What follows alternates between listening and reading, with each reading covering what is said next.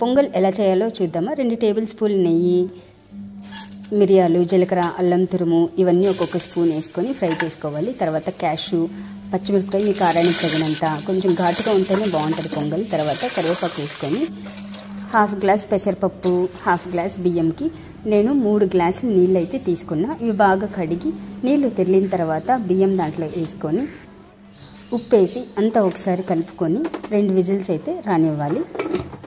పొంగల్కి కొబ్బరి చట్నీ అయితే చాలా బాగుంటుంది.